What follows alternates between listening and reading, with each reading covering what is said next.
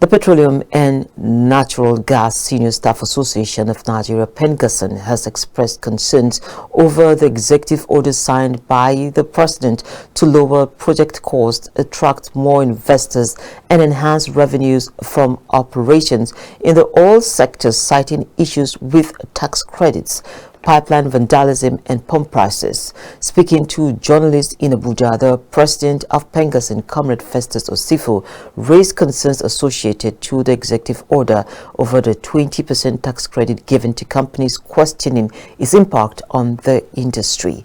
Osifo called on the government to protect oil and gas infrastructure, emphasizing the need for commitment to preventing vandalism.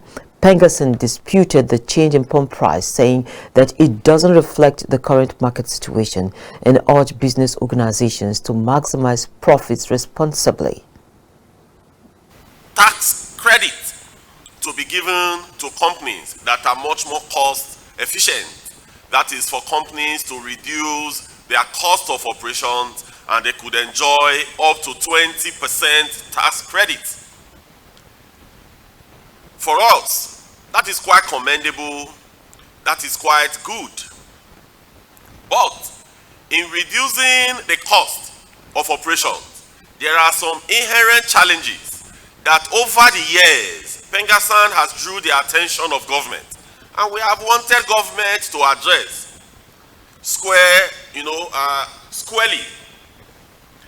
And chief of these is the level of insecurity that we have in the oil and gas industry. I mean, the insecurity in Nigeria has also nosedived into the oil and gas industry.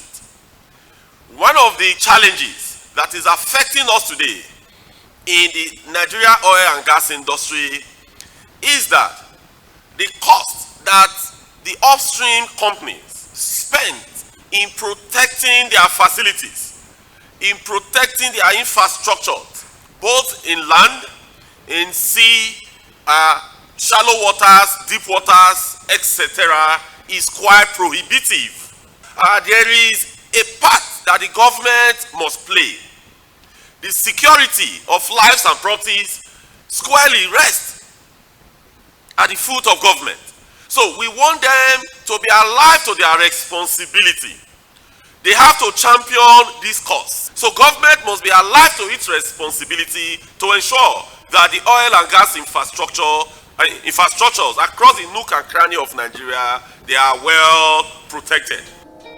The association called on the Nigerian Midstream and Downstream Petroleum Regulatory Authority, NMDPRA, to take regulatory actions to prevent the exploitation of Nigerians, address refinery challenges to improve performance, and free NNPC from political domination to enhance efficiency.